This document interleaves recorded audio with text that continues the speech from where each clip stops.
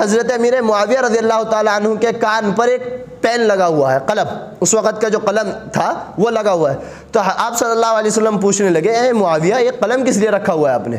حضرت امیر معاویہ رضی اللہ تعالیٰ عنہ نے ارشاد فرمایا کہ یا رسول اللہ، جبرائیل جو قرآن آسمان سے لاتا ہے آپ پڑھ کر سناتے ہیں، اسی قرآن کو لکھنے کے لیے اور آپ کے فرامین کو لکھنے کے لیے، آپ کی باتوں کو لکھنے کے لیے، آپ کی بتائے ہوئے طریقوں کو لکھنے کے لیے میں نے یہ قلم لگایا ہوا ہے اور یہ قلم اپنے پاس رکھا ہوا ہے. میں اللہ کے قرآن کو بھی لکھتا ہوں، آپ کے فرامین کو بھی لکھتا ہوں. میرے نبی نے فرمایا حضرت امیر معاویہ رضی اللہ تعالیٰ عنہ سے کہ معاویہ، میں کوئی چھوٹا کام کروں یا کوئی بڑا کام کروں، اللہ کی وحی کے بغیر نہیں کرتا. پہلے اللہ کی وحی آتی ہے پھر میں وہ کام انجام دیتا ہوں، پہلے اللہ کی طرف سے وحی ہوتی ہے پھر میں اس کام کو کرتا ہوں. میرے نبی صلی اللہ علیہ وسلم نے حضرت امیر معاویہ رضی اللہ تعالیٰ عنہ سے ارشاد فرمایا. تو اب پتہ چلتا ہے حضرت امیر معاویہ کو جو کاتب رکھا ہے وہ بھی آپ صلی اللہ علیہ وسلم نے اللہ رب العزت کی وحی کی وجہ سے رکھا ہے. اللہ نے خود کہا ہے کہ معاویہ سے قرآن لکھوائیے. اب دیکھیے حضرت معاویہ کا مقام کیا اللہ رب العزت کی نگاہ میں ہوگا.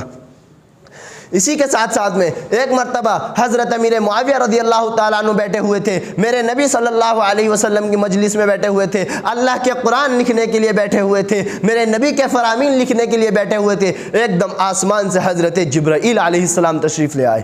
حضرت جبرائیل علیہ السلام، حضرت جبرائیل نے آ کر کے فوراً فرمایا یا رسول اللہ آپ معاویہ کو میرا سلام کہہ دیجئے. کیا فرمایا؟ سب سے پہلے آپ معاویہ کو میرا سلام کہہ دیجئے. اور جبرائیل کوئی کام اللہ کے حکم کے بغیر نہیں لایا کرتا. اللہ سلام بھیج رہے ہیں کس کے پاس؟ حضرت امیر معاویہ رضی اللہ تعالیٰ عنہ کے پاس. بہت سارے لوگ حضرت امیر معاویہ کے تعلق سے بات کرتے ہوئے لچکتے ہیں. میں نے شروع میں اس لیے بات کہی، ہم نے چادر مصلحت کبھی اوڑھی ہی نہیں، ہم کہیں گے یہ صدا معاویہ معاویہ. تو میں بات یہ بتا رہا تھا کہ حضرت جبرائیل علیہ السلام آئے اور آ کر کے کیا کہا کہ معاویہ کو میرا سلام کہہ دیجئے. آپ صلی اللہ علیہ وسلم نے حضرت معاویہ رضی اللہ تعالیٰ عنہ کو سلام کہا. اور پھر حضرت جبرائیل علیہ السلام نے آگے سے ارشاد فرمایا، صرف سلام نہیں کہا، آگے سے ارشاد فرمایا کہ معاویہ اللہ کے قرآن کو لکھنے میں بہت امانت دار ہیں.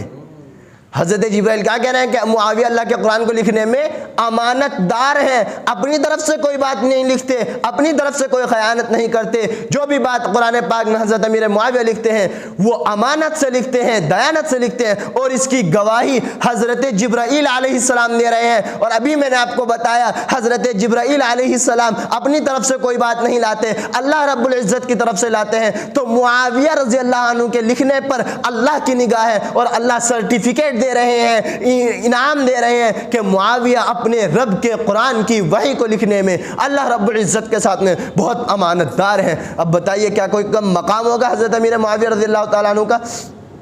اسی طریقے سے ہمارے سامنے آیت الکرسی، آیت الکرسی ہے، سب لوگ جانتے ہیں آیت الکرسی کیا ہے. بے شمار لوگ آیت الکرسی سے اپنا علاج کرتے ہیں، بے شمار لوگ آیت الکرسی سے اپنا علاج بھی کرتے ہیں. کسی کو کوئی بیماری ہو جاتی ہے آیت الکرسی سے اپنے علاج کو پورا کرتے ہیں. اب میرے بھائیو ذرا یہ تو دیکھو آیت الکرسی لکھی کس نے ہے، آیت الکرسی بتائی کس نے ہے، سنائی کس نے ہے، سکھائی کس نے ہے، سمجھائی کس نے ہے، ہم تک پہنچائی کس نے ہے، سب سے پہلے لکھی کس نے ہے. یہ بھی تو آپ حضرات یاد رکھیے گا.